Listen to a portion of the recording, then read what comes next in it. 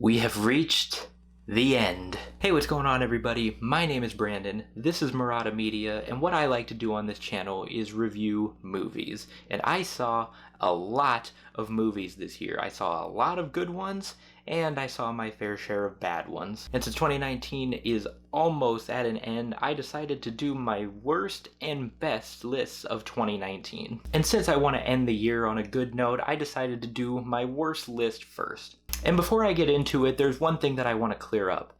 These are movies that I saw this year that I personally did not like. These are not the worst movies of the year according to Rotten Tomatoes, according to public opinion, or a bunch of people who I know who just didn't like it. These are movies that I did not like. And there's another thing that I wanted to just clear up. There was a movie that came out this past weekend called Cats. I haven't seen it, and to tell you the truth, I plan on seeing it. I'm very intrigued by how poorly it's being received. But if you came into this video expecting to see Cats at number 1, then you're gonna have to find a different list. So without further ado, let's get into it. These movies sucked. These are the worst movies of 2019. And starting us off at number 10 is Ma. And this movie's biggest flaw is that it's just so predictable. Once you learn what the main conflict is, you know exactly what is going to happen. And throw in a little dialogue that sounds like it was written by a stereotypical middle-aged suburban father who has no understanding of how high school kids interact with one another. Like, there are several party scenes that are in this movie, and in a few of those scenes, these high school kids are dancing to Funky Town, Kung Fu Fighting, and the Safety Dance. Now, I don't know about you, but I'm willing to bet that at least 70% of high schoolers today have never heard those songs in their lives. And the movie's ending is just so anticlimactic and inconsequential. I mean, there's a few funny moments here and there, and Octavia Spencer is clearly having the time of her life playing this part, but it just wasn't enough to save this movie. Following that up at number 9 is the latest entry in the Conjuring franchise, Annabelle Comes Home. Now, I will be honest, I haven't seen any of the other Conjuring movies, but I have a pretty decent understanding of what the story is, and I'm very disappointed that this was my introduction to this universe. And the biggest flaw that Annabelle Comes Home suffers from is that it just feels pointless. It really doesn't do anything to move the story of The Conjuring forward. It just feels like a placeholder. And this is due to the fact that all the events that occur in this movie could have been avoided if it wasn't for such stupid characters. The gist of Annabelle is about the Warren family, who have appeared in the past Annabelle movies. They're paranormal investigators, and they leave their daughter with a babysitter while they're gone for the weekend. And a friend of the babysitter comes over and infiltrates the Warrens' room where they keep all of these artifacts that are implied to be possessed, and she does this in order to speak to her newly deceased father. And I mean, I totally understand her motivation. She's still grieving, and she may not fully understand the magnitude that the objects in this room hold. But when you see this creepy-ass doll that's locked in a glass case with a big sign that says, "Do not open," and your first inclination is to open it, then you really deserve everything that's coming to you. And so begins this long night where all these demonic spirits terrorize these girls in this house. Spirits like this wolf that looks like it came straight out of Goosebumps. And it's funny, my cousin actually said to me the other day that this movie is pretty much just an R-rated Goosebumps. And it's really hard to disagree with that statement. But this movie is not scary in the slightest. The scariest thing in this movie is this slice of pizza. Fucking look at that thing. That's the most disgusting looking pizza I've ever seen. And coming in at the 8th spot is a Western that I saw earlier this year, The Kid. Did anyone else see this movie? Just me? Well, I can assure you that you're really not missing anything. And the kid follows this brother and sister who have just run away from home when they get entangled with the famous Billy the Kid. And Billy the Kid is played by Dane DeHaan, who is easily the best part of this whole movie and the only one who has any sort of depth to him. Ethan Hawke is in this movie, who plays the sheriff that's been after Billy for years, and I mean, he's Ethan Hawke, he's a great actor, and he does a great job in here too. But a little more than halfway through this movie, when Ethan Hawke's character finally catches up to Billy the Kid, he kills him. And at that moment I thought, where the hell could this movie go? And so it chooses to focus on the brother who I mentioned at the beginning, who I really didn't care about in the slightest. And you just know you fucked up when you killed your most interesting character with a good 30 to 40 minutes left in your runtime. Chris Pratt is also in this movie, and he plays the main antagonist, and I just could not take him seriously as the bad guy. Like, there's this monologue that he goes on in the third act where he's speaking to Ethan Hawke's character, and you can tell that he's doing his best to sound intimidating, but it just sounds like he's trying to make small talk with him. Now, I'm not sure if that's more of a fault on Chris Pratt for his line delivery, or if it's just really bad direction from Vince D'Onofrio. And Vince D'Onofrio himself is a great actor, and this was his directorial debut, and if this is a glimpse into his directing skills, then maybe he should really just stick to acting. And coming in at number 7 is probably the biggest punch to the balls that I have ever seen. The Lion King. Oh, it really destroys me and my childhood that this movie made my worst list. The original Lion King is one of my favorite movies of all time. I loved it as a kid and I still love it to this day. And me not liking this movie definitely pissed some people off, more specifically my friends, who proceeded to kick me out of our group chat for not liking this movie. Don't worry though, I've recently been let back in. But I saw this movie with a buddy of mine and his fiance. His sister was there too, and she brought a friend of hers. When the movie was over, he looked at all of them and asked, "So guys, what'd you think?"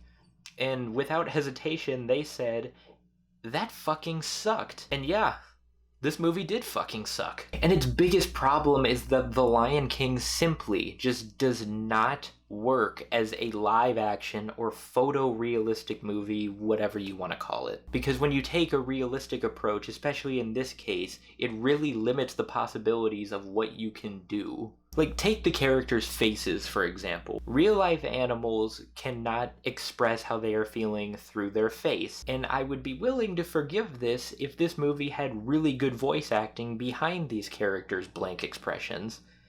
And it really doesn't even have that. This is an unbelievably talented cast, but all of them sound like they are just completely phoning in their performances. But I'm pretty sure none of them care, because they've all probably cashed that fat Disney check by now. The only redeemable quality about The Lion King is that this movie is visually gorgeous. But just because something may look pretty on the surface doesn't mean that it's pretty once you start digging in a little bit deeper. And following that up at number 6 is probably the biggest flop of the year, Gemini Man. And I'm not kidding. When I say this movie was a flop, I mean that both commercially and financially. No one, and I mean no one, went to go see this movie.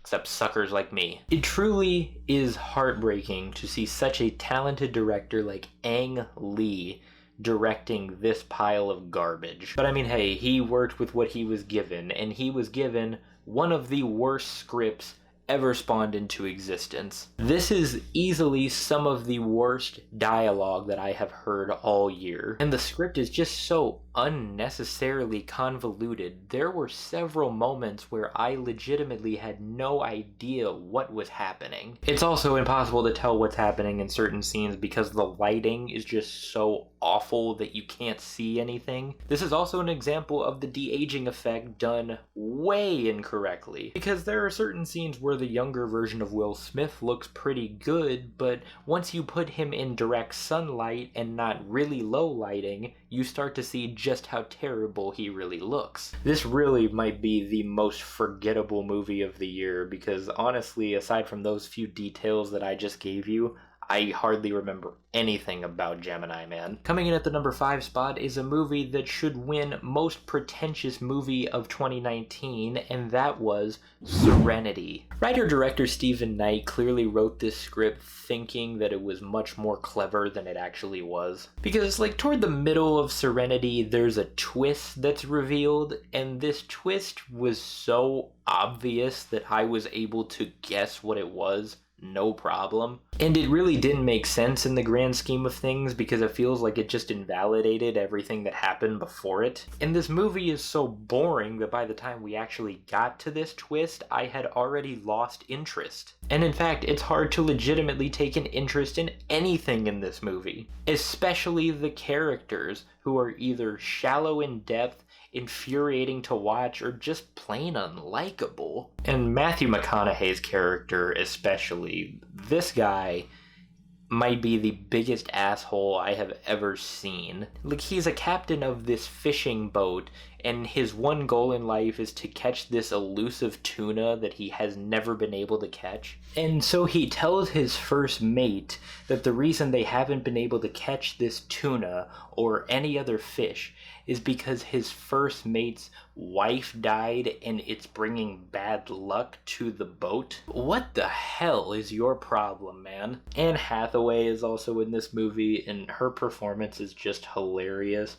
I swear to God, if I have to hear her say daddy one more time, then I'm ready to jump head first out the window. The script is also very confused because at the beginning you think you're gonna get this drama slash thriller, and then it takes a more romantic approach, and then when the twist is revealed, it becomes full-on sci-fi. It clearly doesn't know what it wants to be, so it says, fuck it, let's be everything. Batting cleanup on my worst of the year list is Godzilla, King of the Monsters. When I first reviewed this movie a few months ago, you could say that a few people didn't quite agree with my analysis. But when you make a Godzilla movie, you would think the focus would be on Godzilla, right? But no, this movie chooses to focus on these human characters who you really couldn't give two shits about. Literally none of them have any kind of depth to them, and whenever one of them died, I kind of just shrugged my shoulders and said, oh well, on to the next one. And someone commented on my review of this movie and said that it was more my fault if I was expecting really deep character arcs in a Godzilla movie. And yes, that's a very fair argument, but I wasn't going into this movie expecting really deep character arcs. I was expecting just a smidge of characterization to the point where I could salvage some sort of sympathy for these people. It also tries just way too hard to be funny, and I am not exaggerating when I tell you that I did not laugh once. The visuals are very well done, and the fight scenes are a lot of fun when they're happening, but they're so few and far between. But just like the first movie, there's hardly any Godzilla. And that is the worst mistake that this movie could have made. Coming in at my number 3 spot is another swing and a miss from Netflix when it comes to the horror genre, The Silence. Do you guys remember A Quiet Place? Do you remember how awesome that movie was? Now imagine A Quiet Place, but this time it was directed by Michael Scott instead of Jim Halpert. I really wish I could take credit for that joke, but I am many things, but I'm not a thief. So thank you very much to Matt on Letterboxd for supplying us with that splendid joke. But in all seriousness, this movie really is just a dumbed down version of A Quiet Place. All of the characters are so stupid because right at the beginning, they immediately establish that you can't make any sort of noise in this world or you're dead. And it seems every character just immediately forgets about that. Because these creatures that they call vesps that are established very early on to hunt and kill their prey through sound alone. Like there's a scene when the family dog is barking at this guy with a shotgun and he threatens to shoot it. So what does he do? He fires a warning shot into the air. And when the family first discovers what is happening in this world, and you can't make any noise at all, what do? They drive a car. In fact, they drive multiple cars. You can really tell that the details of surviving in this world were not thought about very deeply. And just like Godzilla, it's hard to give a shit about any of the characters because you know nothing about them except these little tidbits. And the CGI on the Vesps is just laughable. It looks like they're being attacked by a poorly rendered PS2 game. I don't know, man, but this movie was just really stupid, and it's such a pity that a great actor like Stanley Tucci was reduced to this. Here we go, we're now at the top 2. The runner-up for the worst movie of 2019 is The Haunting of Sharon Tate. If I could describe this movie with one word, it would be shameless. A shameless movie that's sole purpose is to profit off of a tragedy. Hilary Duff is in this movie. Do you remember her? Yeah, the girl who played Lizzie McGuire. Yeah, she's in here and she plays Sharon Tate. And her performance is really bad. She talks with this really strange accent in the movie, and you could tell that she's just trying to emulate what an actress from the 60s would sound like. But instead it just sounds like she has a speech impediment. This movie also thinks it's so much deeper than it really is. Characters discuss topics like the meaning of life, death, whether or not you have the ability to control your destiny. Even a multiverse is discussed at one point, and there's another character that goes on a rant about consumerism and how it's used as a tool by the government to keep the citizens down. And it also pulls that age-old cliche of, oh no, it was all just a dream. And it does this not once, but twice. And in one of these dream sequences, Sharon Tate has a dream where she sees her and all her friends being murdered. And as I was watching this scene, I just felt gross. I felt like I was doing a disservice to the actual victims of these murders by giving this movie my time. I always said that Hilary Duff was one of the few Disney actors that didn't lose her mind after she had left Disney, and this movie is making me question whether that statement has any more validity to it. If you want to watch a movie that paints Sharon Tate in the light of the person that she really was, then go watch Once Upon a Time in Hollywood. And last, but certainly not least, the worst movie of 2019 is The Phanatic. This is a prime example of why I really wish my curiosity didn't get the best of me. I just had to see if this movie was as bad as people were claiming.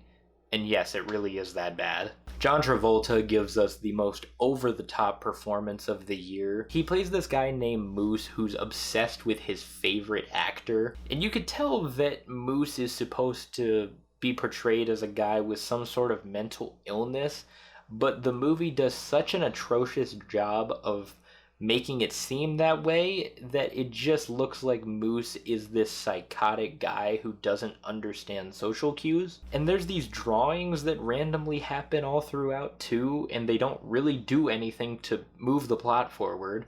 And this movie's score sounds like a really bad ripoff of Moonlight. But my biggest problem with this train wreck is that it pushes this narrative of sticking by your fans no matter what. Because the movie constantly says that you are nothing without your fans, and yes, that is true to an extent, but there is a line, and this movie crossed it. Or to quote a line in this movie, it didn't cross the line, it fucking nuked it. Because it seems like it's trying to say that you need to stick by your fans no matter what they do to you.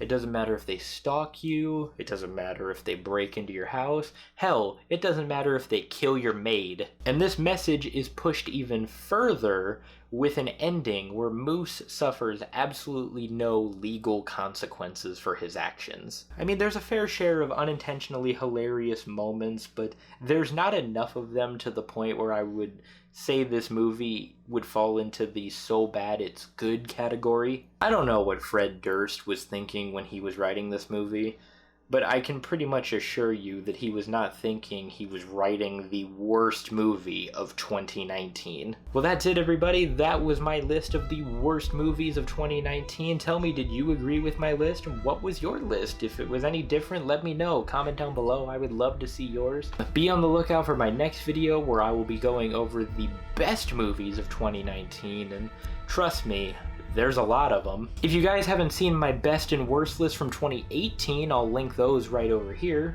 And other than that, I hope you all had a very Merry Christmas. I hope you have a tremendous rest of your day, and I will see you all next time.